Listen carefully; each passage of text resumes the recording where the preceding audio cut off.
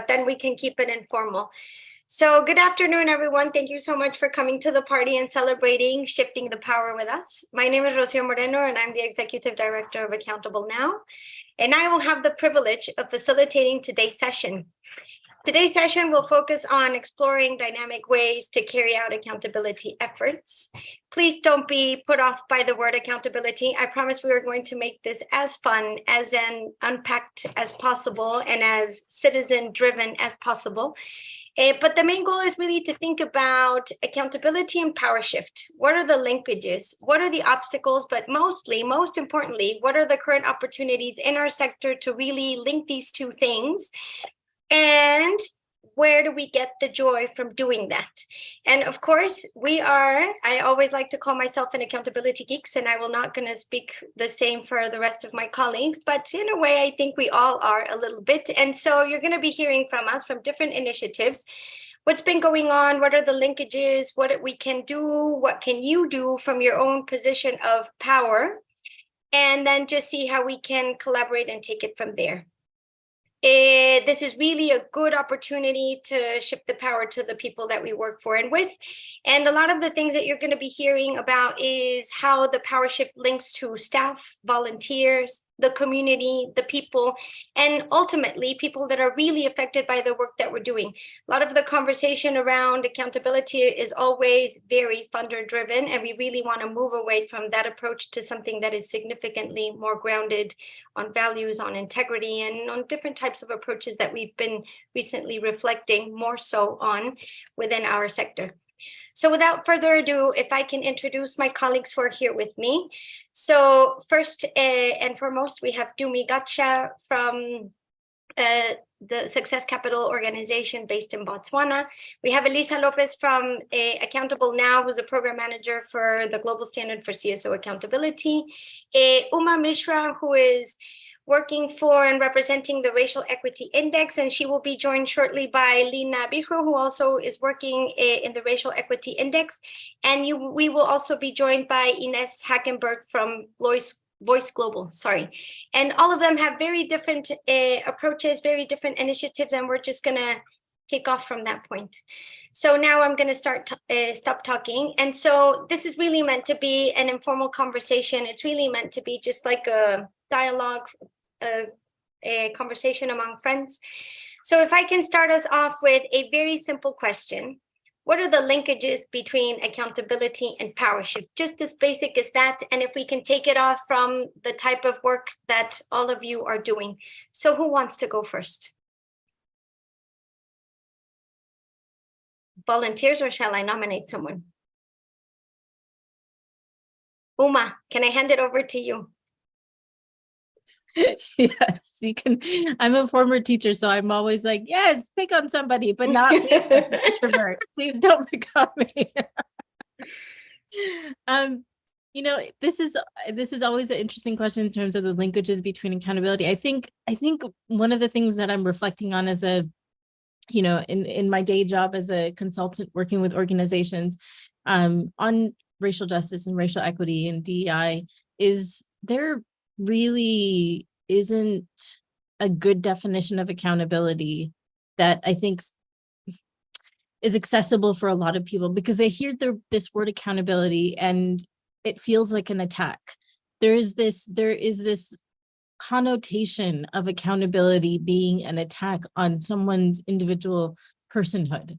And I think we need to do a much better job in this sector. And I say this with a massive caveat. So what I'm going to say, I'm going to also just follow it up with another statement. I think we need to do a much better job in this sector. And when I say we, what I'm actually saying is white people in this sector need to do a much better job of really sitting with the fact that when we're talking about accountability, we're not attacking personhood, we're saying that the organizations, the actors within this sector really need to think about how their actions are impacting others, whether that's people within the organizations or within the sector at large. The caveat that I'm also going to say, though, is that even that piece of wanting white folks to be more comfortable is comes with the side of violence. And what I mean by that is that we are once again having to pause the process of fighting for justice for people impacted by racial violence and racism, so that white folks can get comfortable, right? So that we can somehow do the work. It's been 2 years since the murder of George Floyd.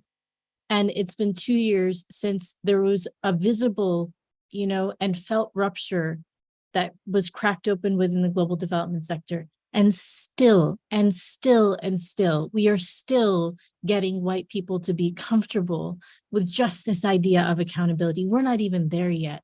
So I don't know if I have an answer specifically to your question, Rocio, because this is where I find myself today, is just a little bit frustrated, very much fatigued, and just wondering, when can we actually do this work of accountability? At what point are we actually going to be able to do this work? Because right now, I don't think the sector is ready yet. I'm going to pause there. I think that's a really way to kick us off. And I think that was a really good way to kick us off. It's interesting, no? Because and I'm not going to hand it to Elisa yet, because I know she has a definition of accountability, at least some of the things that we've been working on, but accountability still is very Western. It's very white, unfortunately. And it's only understood by us, the people that really work on accountability. And then it's not really a community-based approach, if I can put it like that, no? Dumi, I'm going to hand over to you, because I think you probably have a similar perspective like Uma. And so I would really want to hear from you. And then I see Ines joining. Hi, Ines. It's really nice to see you. Dumi, please. What are your thoughts on accountability, power shift? And then also if you can comment on a couple of things that Uma just raised around the difficulties of understanding it and how some people feel justice is not the same for everyone. Maybe that's the conclusion I get from what Uma is saying. Thanks so much, Rocia. I will start by sharing, a story about how I always found it very difficult when I had to report my marks in primary school. And then eventually, even by high school, I was in a boarding school post apartheid. And at the end, I think there was a whole reckoning at the time in terms of a rainbow nation and what that looked like in South Africa. And, I remember also when asked about my academic performance, and I was like, I can't write it down. It's like I'd always get heart palpitations at the end of the term. And then, I then made a request, and I'm like, could I please rather, put it down on a piece of paper, so that, because I was a writer, I loved reading. And for me, that made a lot more sense to just sort of explain myself in that way. And so when I sort of reconcile that back now and think about how literally it is such a daunting, unbelievably daunting task. And I'm wondering if that has any play or influence when I think about it now. That sometimes it's easier, when you've got a finance person to do all that work, as opposed to yourself, having to do that. And I'm thinking, it really does feel like you have to share so much more of yourself, especially in the journey that you've been taking.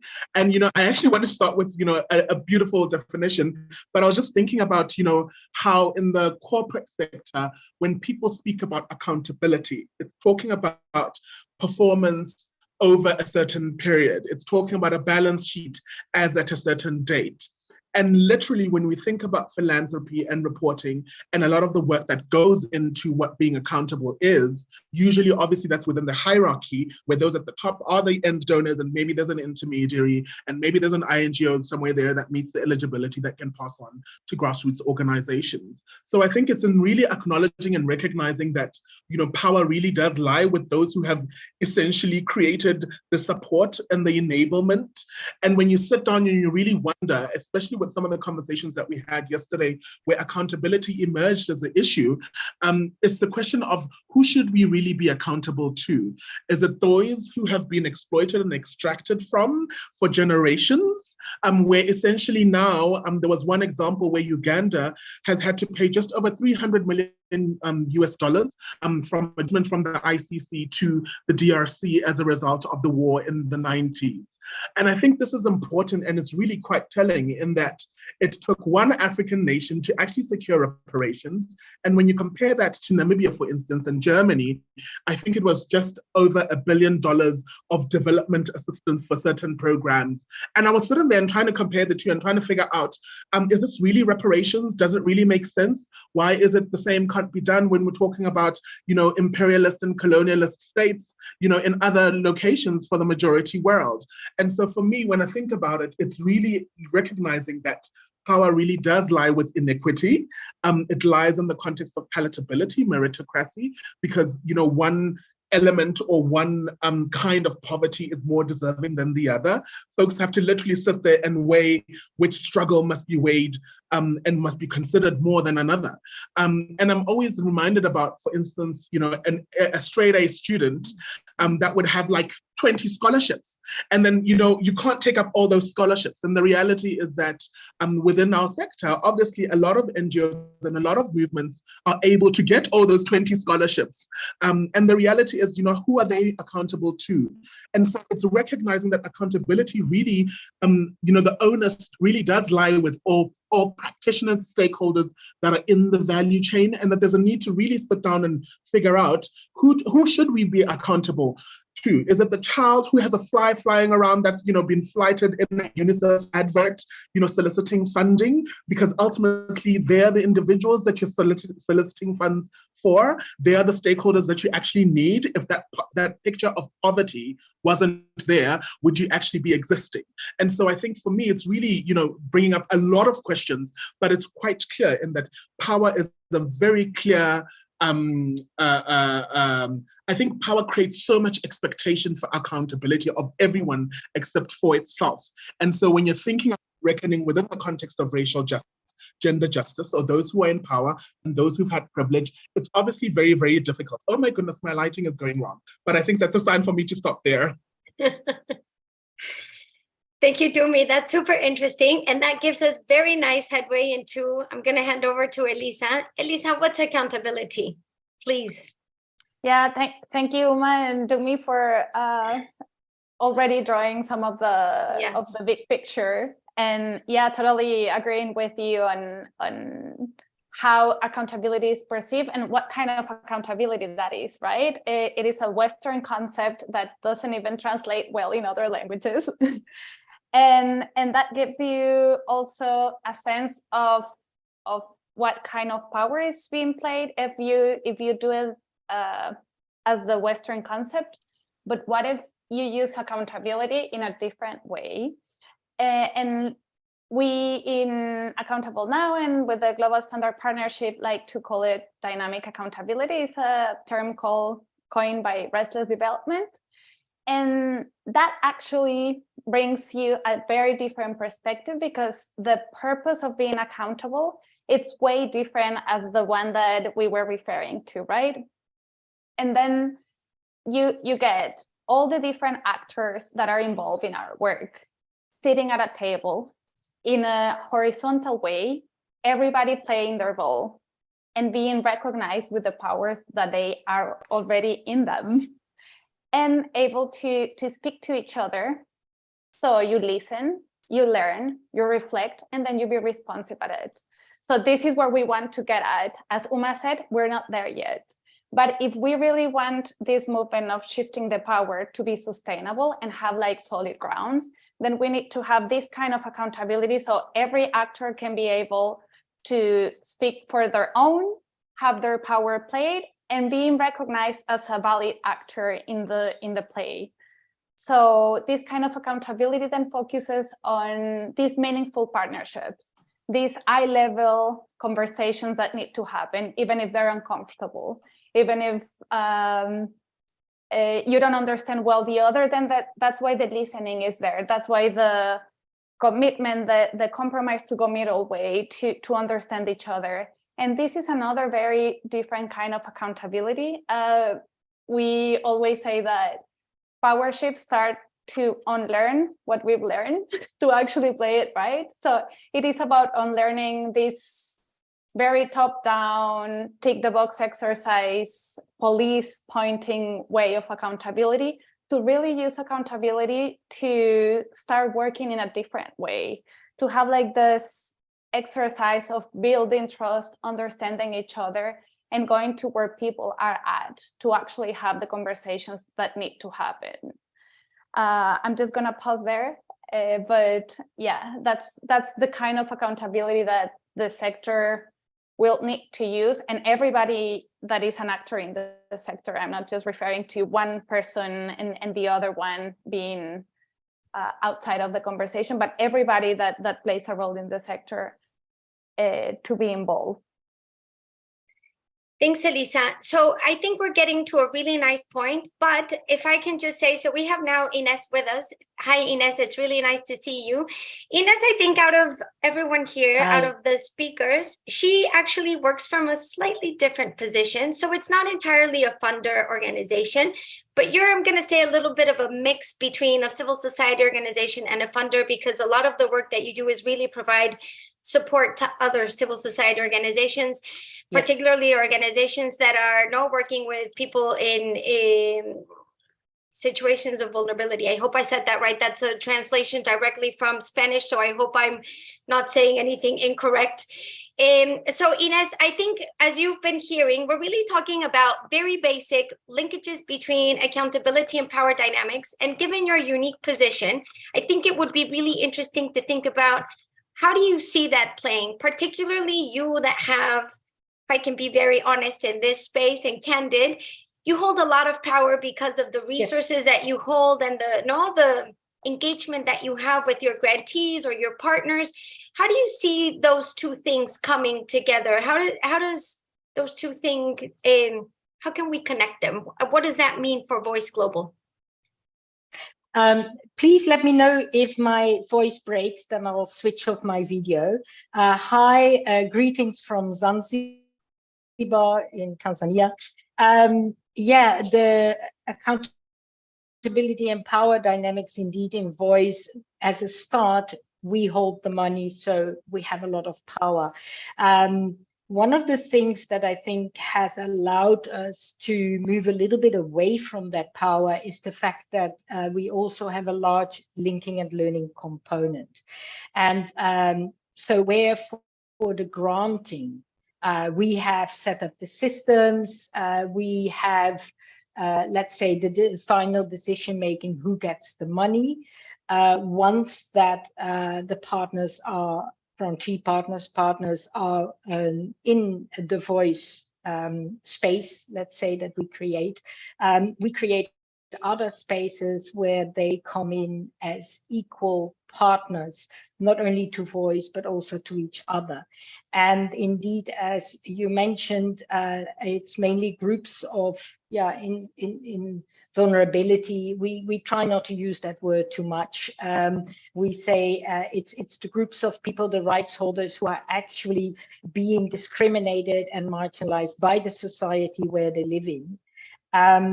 And so those spaces allow us to provide a lot more opportunity for them to take the lead in what they want to learn, to take the lead in what they want to tell, their stories, their voice, what is it that they want to bring out. So that's just as a first thing that I think as a program, we're very lucky that we have those two spaces, which allows us to somehow shift those power dynamics by open space work and places where they can take the lead in their whole learning agenda and who they want to link up with and what that means for further work they do.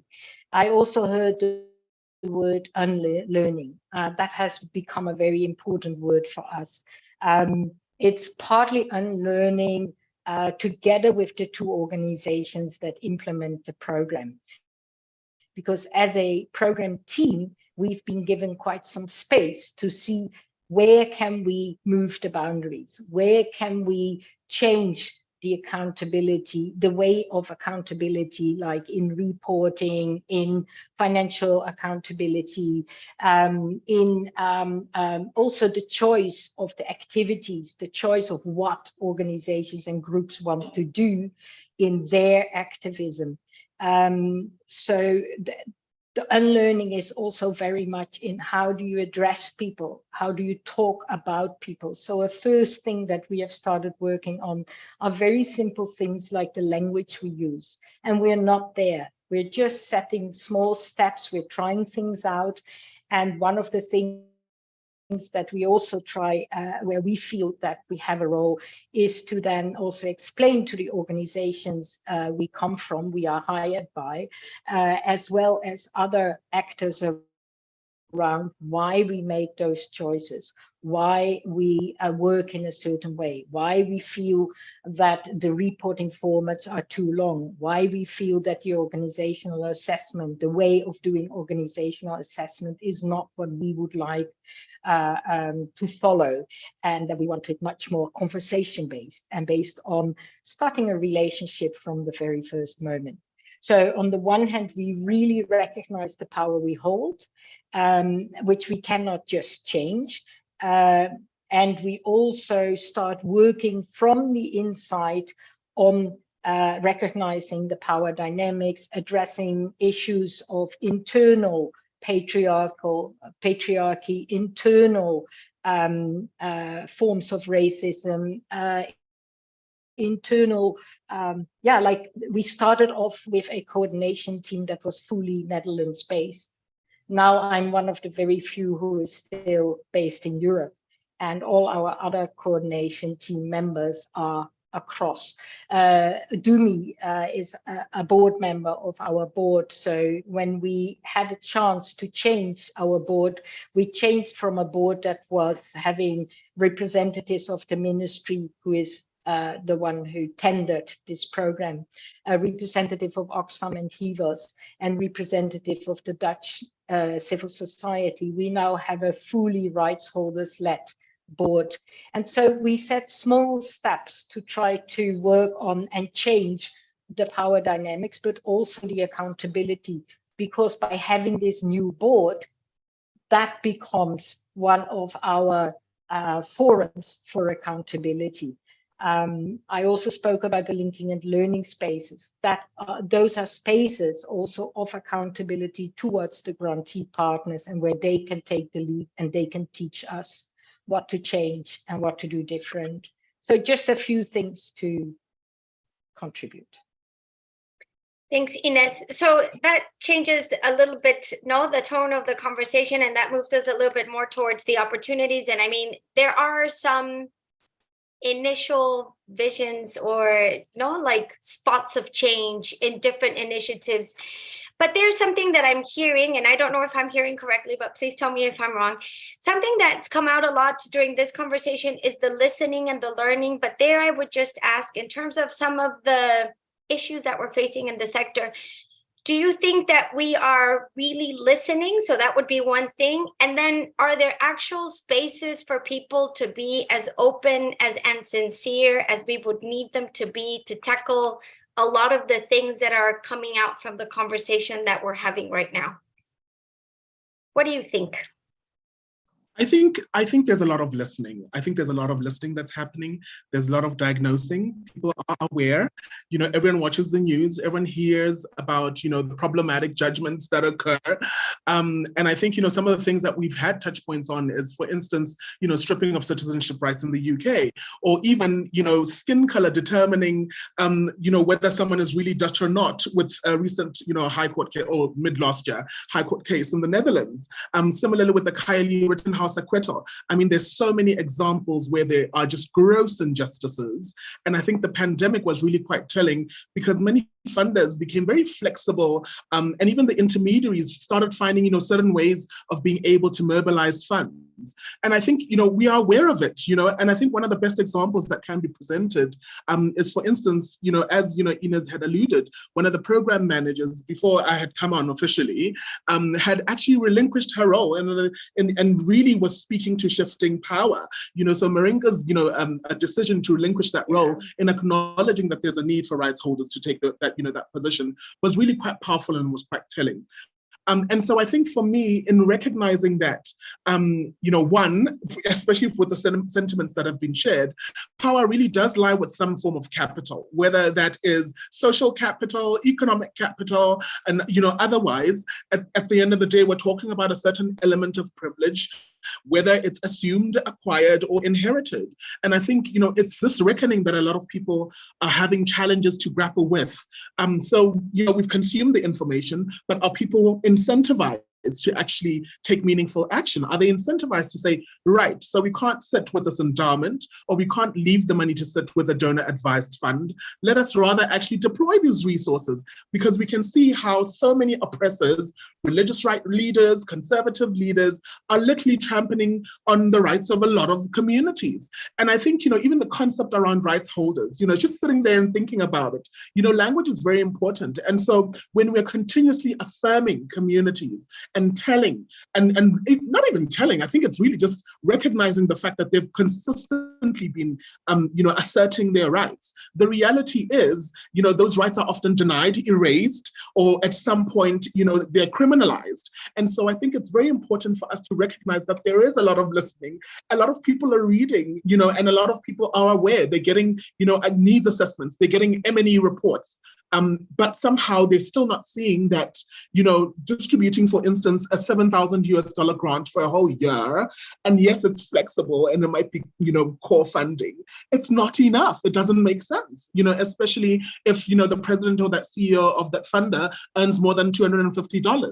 So I think these are things where $50,000, per year. So I think these are just some of the dynamics where it's really recognizing that, to relinquish power, to share power, really does take a lot, and it requires a certain element of accountability. But I'd like to say, not accountability as an afterthought or after the fact. It's really about self-accountability. What is my role as a stakeholder in either gatekeeping the framing of issues? What is my role as someone who's always seen as a point of reference or expert, and media is asking about the situation in my community? What is my role as an intermediary in educating the higher levels of the hierarchy in understanding that a lot of inequities and a lot of policies can be very anti-poor.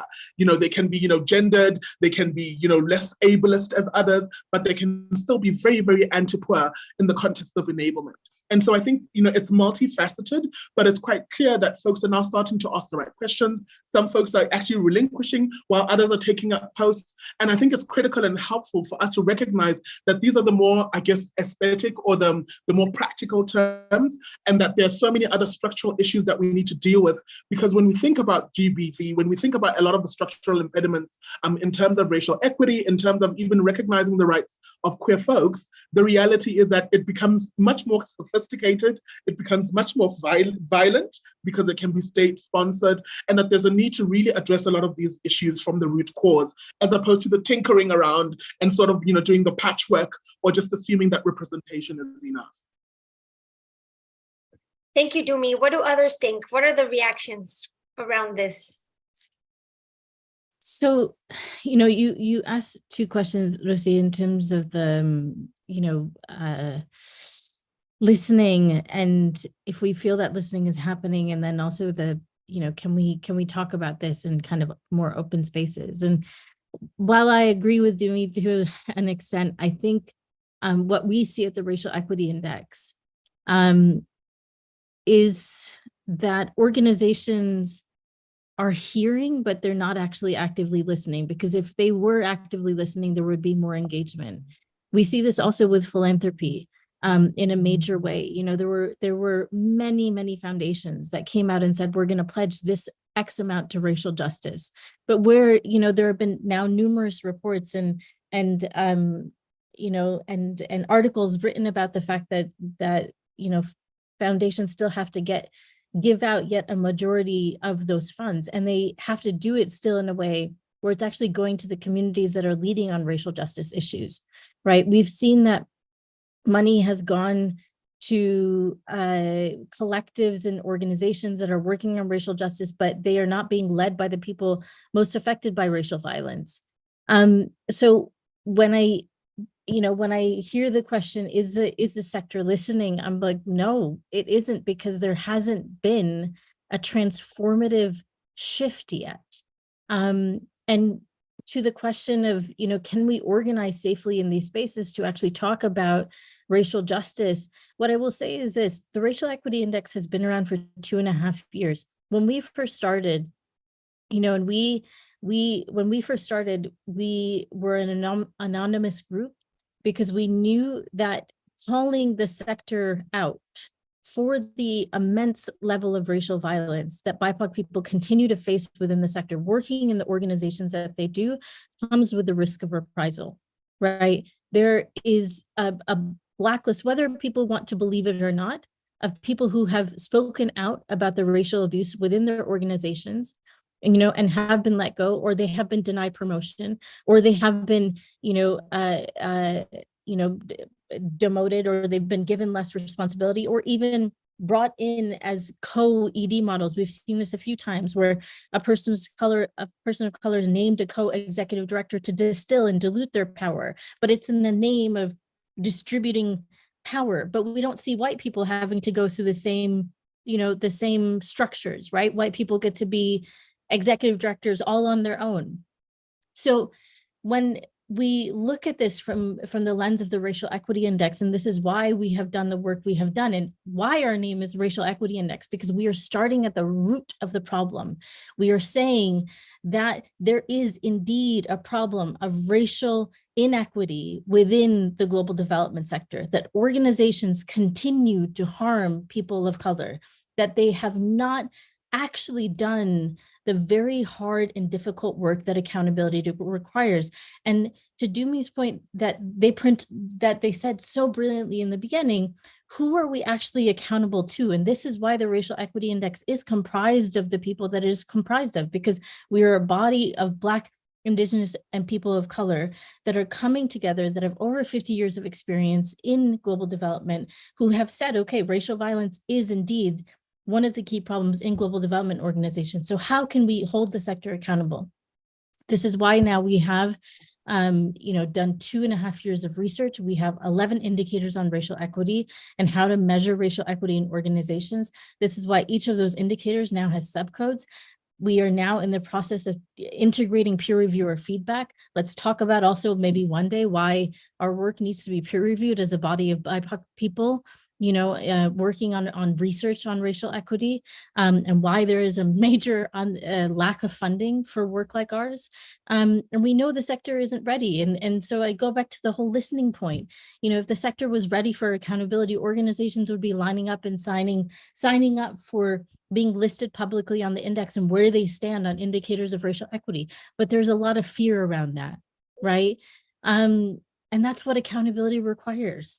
Accountability requires uncomfortability. Accountability requires transparency, right? There's a reason, and I say this time and time again, white supremacy loves data. They love data. When there is no data on racial inequity in organizations, there is a reason for that. We have data on gender equality in organizations. We have data on gender equality for countries. Why for a system that loves data, is there no data on racial equity? And this is why we are here to change that. So for me, sector has a lot of listening still left to do. And there is a lack of safe spaces for communities and groups like ours that are really looking at the root of issues.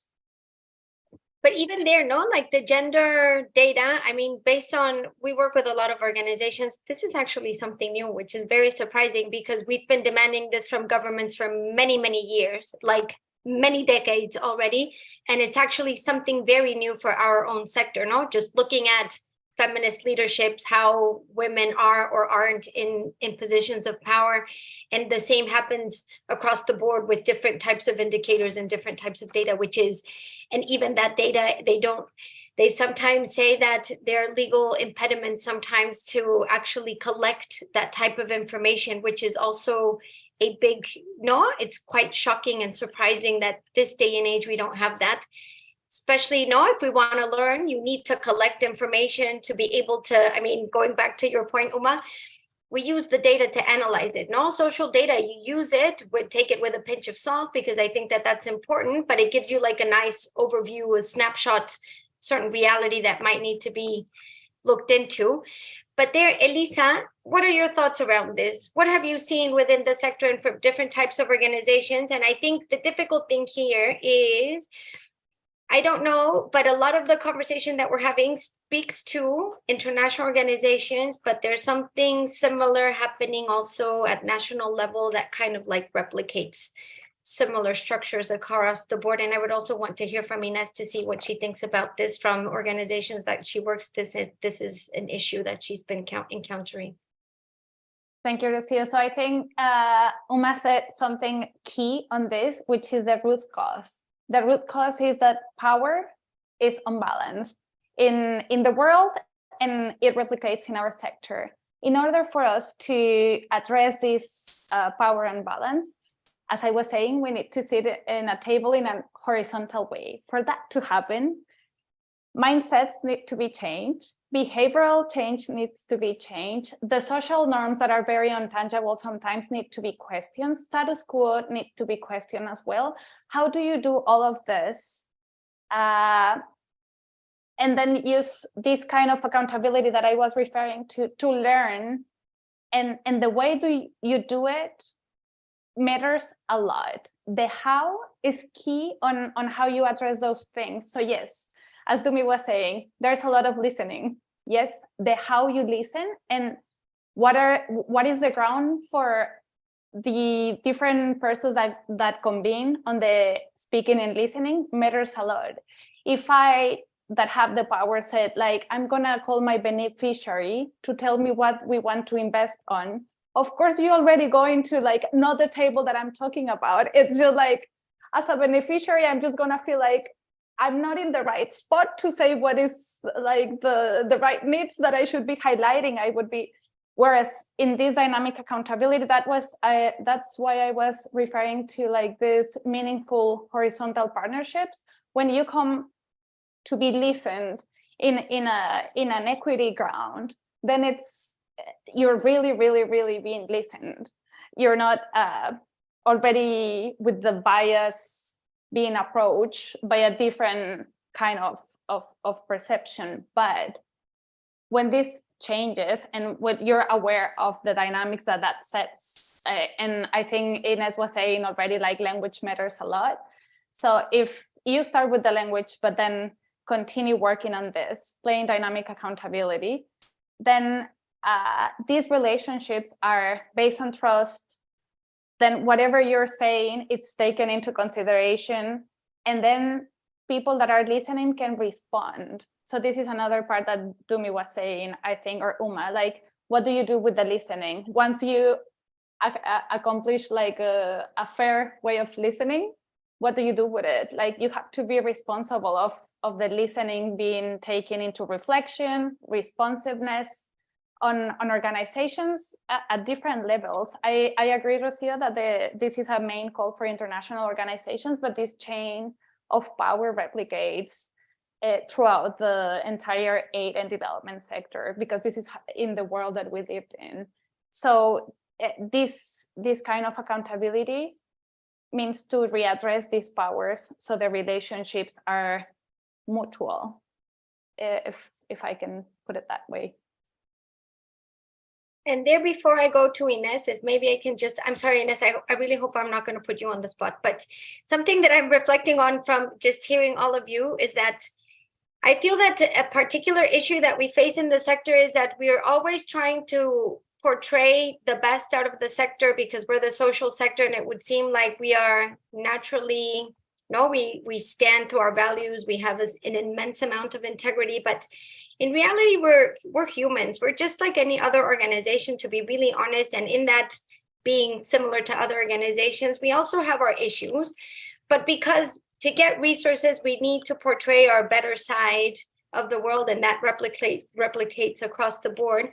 We're not used to having these really honest conversations, not like saying to a person, giving them feedback on, oh, the remark you just made was discriminatory or you're being racist, and then just being able to continue from that by having like an honest conversation, because it's also part of, unfortunately, this is in many cultures, it's the way that you grew up, and it's something that you have it's part of the culture in many ways, which is horrible, but that is something that's a reality. And there I'm wondering, going to Voice Global, Ines, is there anything that you've put in place to make sure that people feel more comfortable in speaking out or in addressing certain issues that might come up? I think it's been really interesting to hear you about how you acknowledge the power that lies on you, patriarchy, certain forms of discrimination, and how you're trying to tackle those things. But do you have any like concrete tools or examples or things that you've implemented, strategies to make sure that people feel more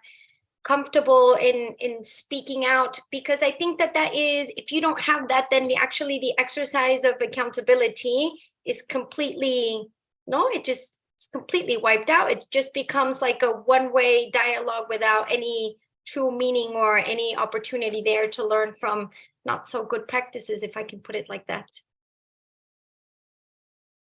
Thank you for that question. One of the words that I wrote down is having uncomfortable conversations. Yeah.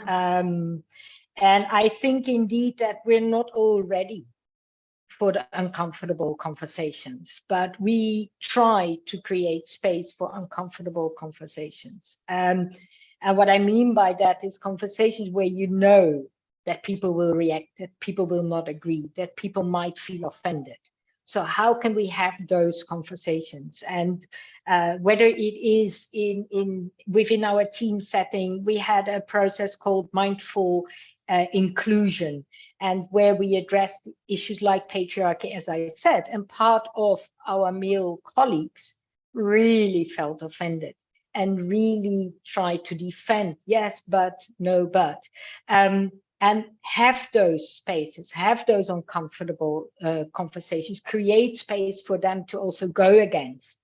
And by going against, creating the openness to say, okay, that's how you feel, that's where you come from. Now, can we put also another voice in the space where they come from, how they experience a certain situation or a certain action? So another thing that for me is linked to listening is sometimes we really do try to listen, but what is our response? And one of the things that I've tried to start talking about with some people is a view on the world where our response will be a tool. You even mentioned, do you have a tool?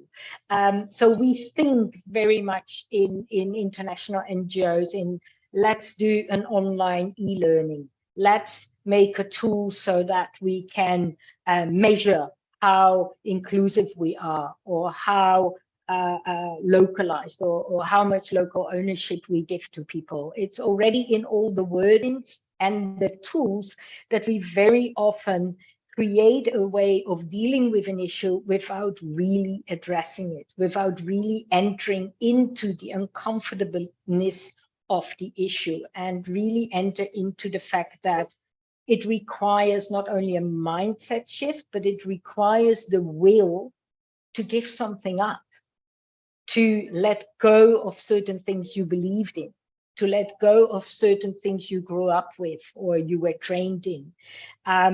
So I also think that the way we react often to the message that we hear reconfirms actually the way we are working, and the way we are working contains those inequalities and contains the lack of real accountability. As a last thing on the listening, yes, what we do is, for instance, we have, the word is maybe not ideal, but we have grantee partner satisfaction surveys. We do them ourselves, and we have other people who do it, which is anonymous. But not only that, we work in 10 countries, plus we have multi-country grants, and we translate it. So we had those surveys done in Khmer, in Lao, in Bahasa, in Swahili. So that already is an opportunity, or creating a space where people can express themselves at least in their own language. And so going that extra way to create those opportunities. The linking and learning spaces, it's not necessarily in the language that we want, it's in the language that people who are participating need to be able to freely express themselves. So also those kind of creating those kind of conditions, I think is very important, because as long as everything is done in English, we're already excluding so many people from really participating in the thinking and in the conversation. And also that, being a grant facility which was tendered within a certain setting, we do have limits, because we have to work within certain parameters that were agreed upon when the contract was signed. But I must say that in our case, we have been given space to really ask the others to listen and to change something. So we have been pushing those boundaries and parameters. They can't disappear, not within the context that our program is setting, but you can put them on the agenda, and you can make those conversations with people from the Ministry of Foreign Affairs and others, and also address to them that, okay, you can take along some of our learning and change your language in your new strategy framework. But if you don't change the conditions that you put upon the access to the funding, if you don't change the way that you do the selection of proposals, you still will come more or less with the same people who get the money, the same structures that will have the power within your, let's say, your contribution to development. So yeah, that as a few things. Thank you, Ines. And so I'm very mindful of the time, and we have approximately 10 minutes to close. But if maybe we can now start reflecting on, so we've been hearing a couple of things that are a little bit about change. And as I said, some spots here and there of things are changing, things that are quite more positive. So can we just talk about opportunities? Are there really opportunities? Do you see that the sector wants to change? What would be needed to really advance that change? I think that there's still a long way to go when it comes particularly to talking about discrimination and racism, but there seem to be some good practices around listening. There is huge conversations happening within the funder community. Where are we headed? What are the opportunities? Where can we find joy? Yumi, please.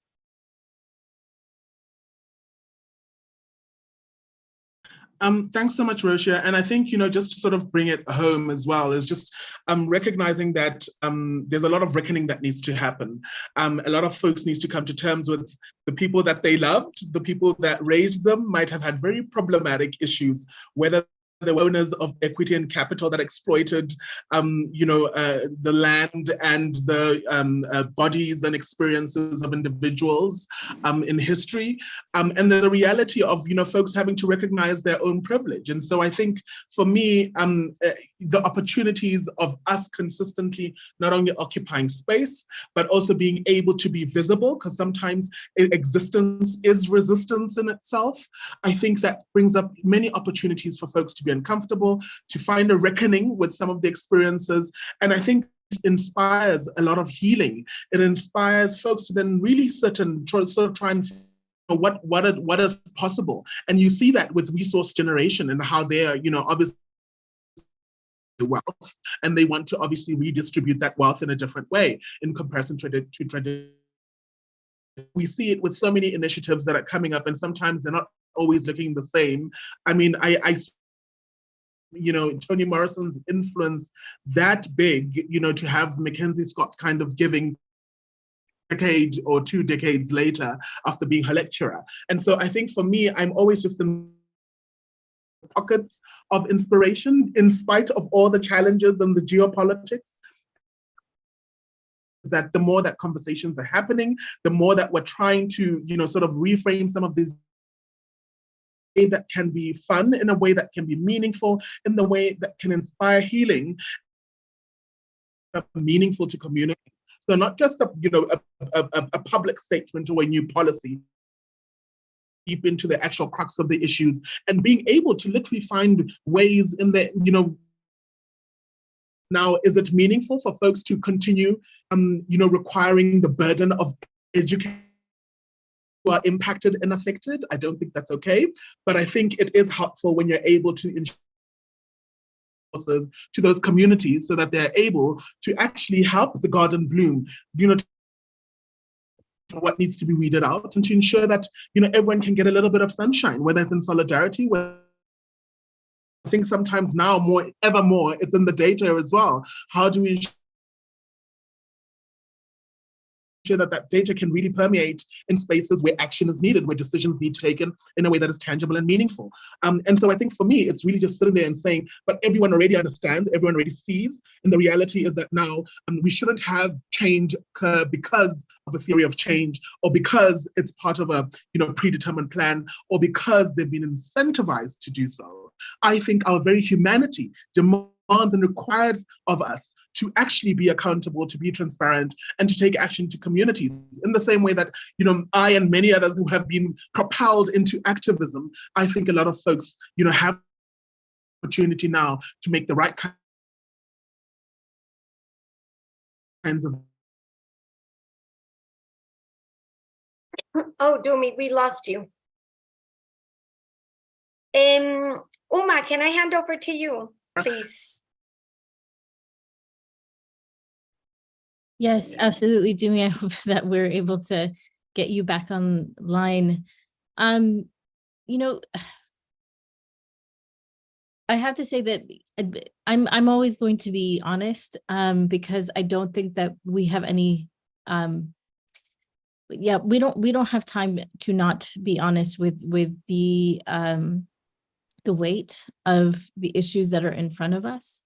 When I hear, and Rocio, you made the comment of, there are a lot of funders gathering together powerfully. Yeah, they are. There are funder collectives that have come up, racial justice funders collectives, Freya, that have pooled money to talk about these issues. And yet there is such a struggle for a group like ours to find funding. I know. It's honestly shameful. If I'm going to be totally honest, it's honestly shameful that this sector would rather have these discussions in more closed off rooms so that they can be protected, to have these conversations in a non-transparent way, right? And put out more pledges, right? There are multiple pledges now on DEI and racial equity and racial justice. And yet, again, it's couched in comfortability. It's couched in protection. It's couched in reifying normalcy for this sector. And my question to all of that is, what is the cost of this?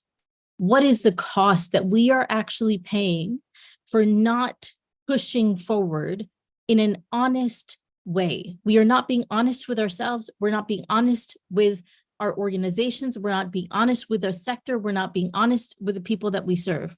So what is the cost that we are actually paying if we are not going to do the transformative work that accountability demands?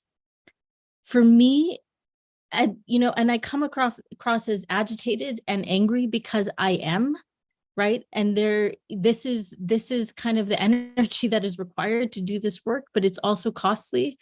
For me, this question of where can we find joy? I find joy in the people that I'm working with, in the collectives that I'm working with. At the Racial Equity Index, we've talked about this a lot. We do not do this work at the pace of white supremacy. We do not do this work at the cost of each other's well-being and mental health, because demanding accountability for racial justice and racial equity is a cost to us as a group of people of color, right? It is a cost to our mental health on a daily basis. And there are multiple layers of violence. If we're going to talk about the somatic experience of the fact that we're doing this work as volunteers, we have very little funding to do so. We keep showing up demanding accountability. And also, as practitioners in global development, we keep experiencing racial violence on a daily basis within our organizations and the sector at large, right? So doing this work in a collective that recognizes our shared humanity and the fact that we are all moving through this with multiple layers, is where I find the most joy. But it's also why, regardless of if we get funding or not, this work is going to continue to happen. So for me, the sector isn't ready for what we have to deliver in the next year or next 2 years, but we will still be here. And that I look forward to. Thank you, Uma. That's really interesting. And I mean, to be honest, accountability, although it's #1 priority in many of funders' agendas, it's really completely underfunded. It's so difficult to mobilize resources to help civil society organizations, international, national, different sizes, to really go through this transformative process that you're talking about.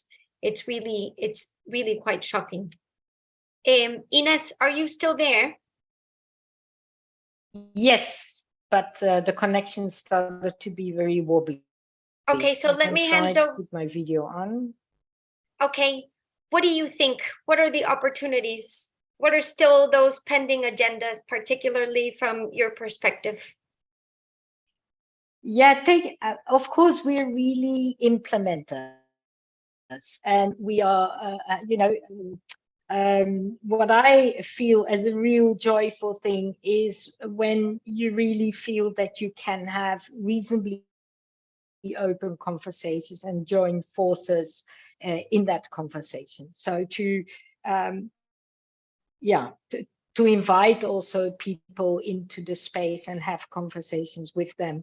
What also gives me somehow joy, although I shouldn't maybe say that here because it's going to be aired on YouTube, but is to be that we say a flea, the animal that is really itchy and irritating and keeping coming back and keeping saying, why do you use this wording? Why are you using this terminology? Who are the experts? Why are you creating an expert meeting? So are you the one who defines who the expert is? So to be constantly questioning, and actually that provides me quite some joy, because I think that it is a way to continue putting something on the agenda and to not just align with the way we do things.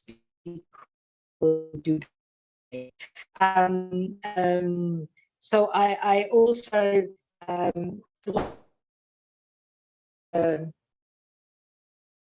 grantee partners really address us. Sorry, my connection is unstable. I'm going to switch off my video. So the times that grantee partners really open the conversation and tell us what they do not like, tell us how we can improve, tell us what we could do different for them to feel the space to do the work that they want to do in their way. So that creates for me joy, because that's the moment that you can really say, okay, what can we do? What can we not do? And get into the accountability for why certain things are not changing, although you might want to change them. I see also opportunities in, just an example, people always ask me, what's your strategy? Can I have your strategy document?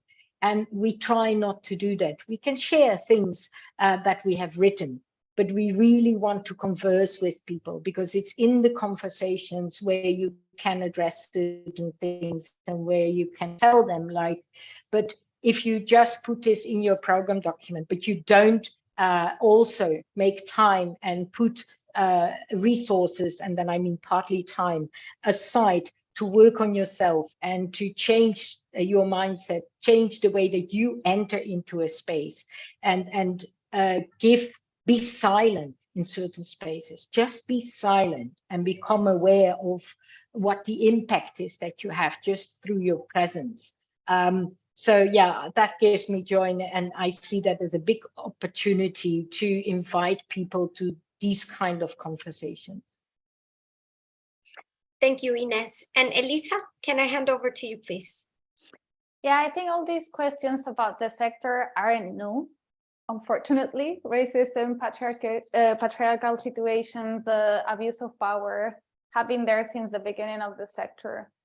And what I find joy in is that we are more and more openly questioning this, which is the first step. And as Uma said, we're not ready, but we're advancing towards a sector that reflects more, that recognizes that unbalanced powers are there. And this is only the beginning of the transformation of the sector. And it is for all of us that integrate the sector to, as Uma also said, not keep quiet, but keep, and as Ines said, like I feel like continually doing this, which reminds me of what is really dynamic accountability. And dynamic accountability is a never-ending process where you listen, you reflect, you learn, you be responsive, and then you continue listening, to continue reflecting, to continue learning, to until we get there. That unfortunately is like democracy. You have to keep it on feeding it, otherwise like it will die, right? So this is our never-ending process. So that gives me joy that we are, at least the will is there, the how is still missing, but I think dynamic accountability could get us there. And another last joy would be to really see funding shifting towards accountability. Accountability is a very resource demanding. It's not only about money, but time, and really investing on these relationships, two-way relationships. And the only way that we can do it is investing ourselves, our work, our minds, our reflections, identifying where power lies, and then try to see if this is the right place or we should be shifting it. So yeah, I will end up there. Thank you, Elisa. Thanks to all of you. So maybe if I can just summarize, it's been such a fantastic conversation. I think it would seem like based on the conversation, there's not a lot of joy. I actually think there's massive joy in having these honest and open conversations and really putting the dots in the I's, and then just really identifying what are still the issues that we're facing. Some of the things that were just mentioned in these last bits and that I want to take away, and if you allow me, I like Dumi's we need to feel comfortable with being uncomfortable. I think that we don't like being uncomfortable, and that's the first thing. I really like what Ines said, I'm sorry, about be irritating how much, the flea example. I think that's a really good one, and that's something that I'm going to keep. But then the questioning what we do, I think there's a lot of things that we need to do as individuals, not as a sector. If we start individually, we might start changing the rest of the sector as a snowball effect, hopefully. But I think there's a lot of things that need to be done there. And I also really like what Uma said about there has to be transformative work in order for accountability to really play out and really shift the power as we would want to see that. And then I also like what Elisa said about the listening, the learning, and this constant journey that we need to embark ourselves in.